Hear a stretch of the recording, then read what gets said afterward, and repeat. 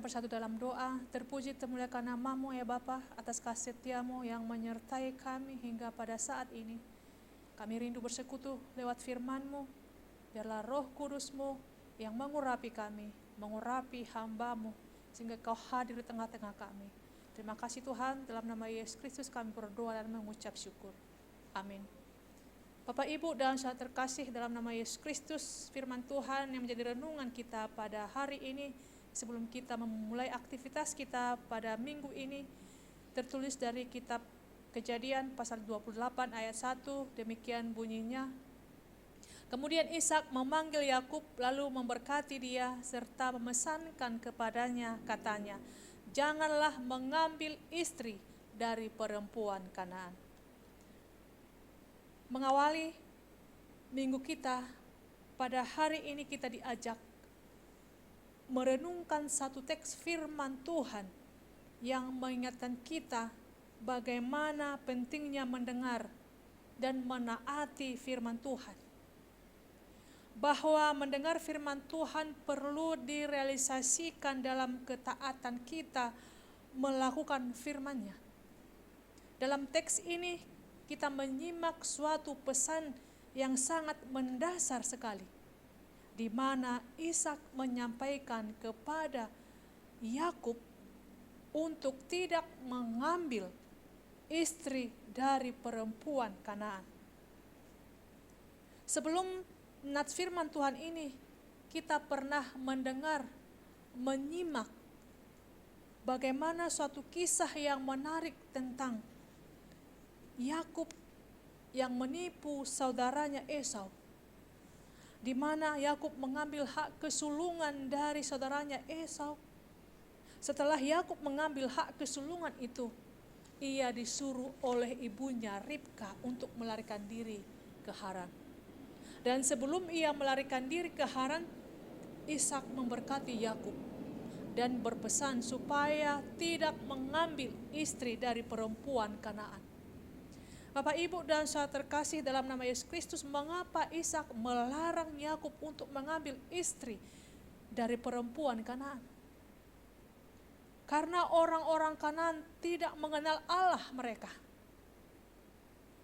Orang-orang Kanaan menyembah berhala, menyembah ilah-ilah. Mereka tidak takut akan Tuhan.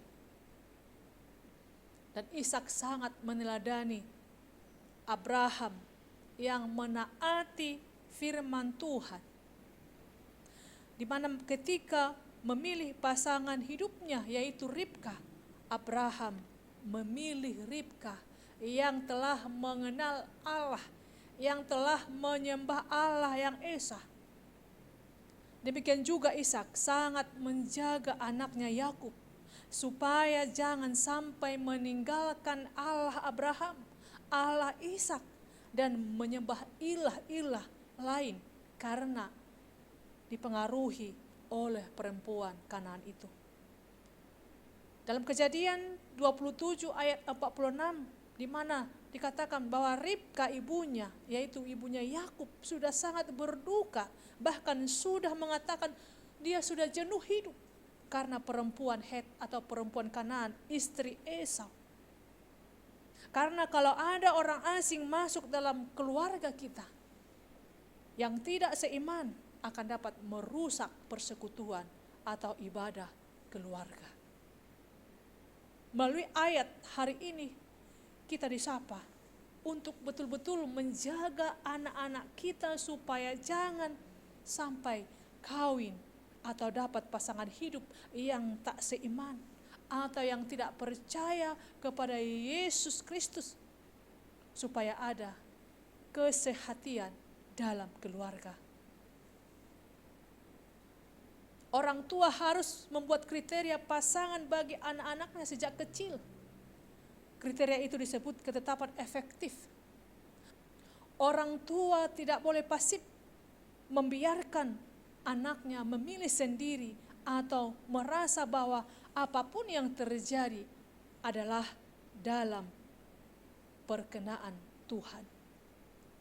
Orang tua yang sudah mengerti kebenaran harus turut campur dalam menetapkan kriteria bagi pasangan anaknya.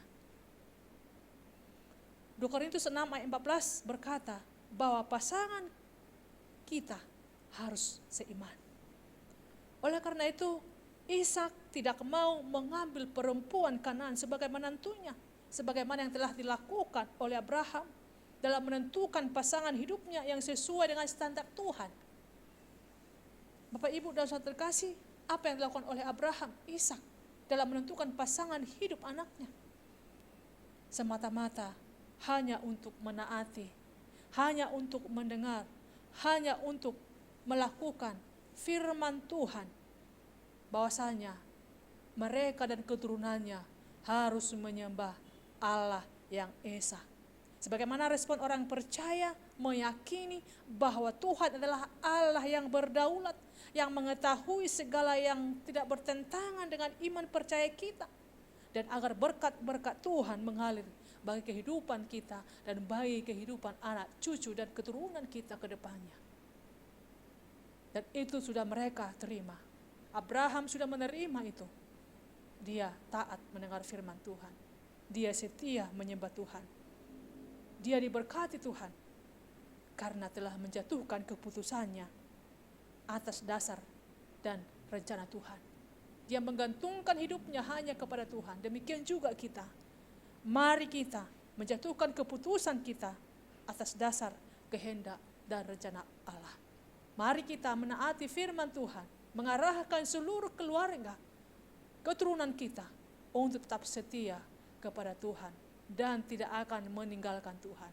Tuhan akan memberkati. Amin, kita berdoa. Terima kasih Tuhan buat firman-Mu. Mampukan kami untuk mendidik, mengajari anak-anak kami untuk setia kepada Tuhan. Mampukan kami Tuhan untuk melihat dan memilih pasangan hidup anak-anak kami yang takut akan Engkau, yang tetap menyembah Allah yang esa, agar mereka tidak menyimpang dari jalan Tuhan. Biar seluruh keluarga kami ya Bapa menyembah Tuhan, mengarahkan hidupnya hanya kepada Tuhan. Tuhan akan melindungi, menjaga, memberkati kami bila kami setia taat kepada firman-Mu. Berkati kami Tuhan, berkati firman-Mu untuk seluruh jemaat Tuhan. Terima kasih Bapa, dalam nama Yesus Kristus kami berdoa dan mengucap syukur. Amin. Bapak, Ibu, dan saudara terkasih, dalam nama Yesus Kristus, Tuhan Yesus memberkati.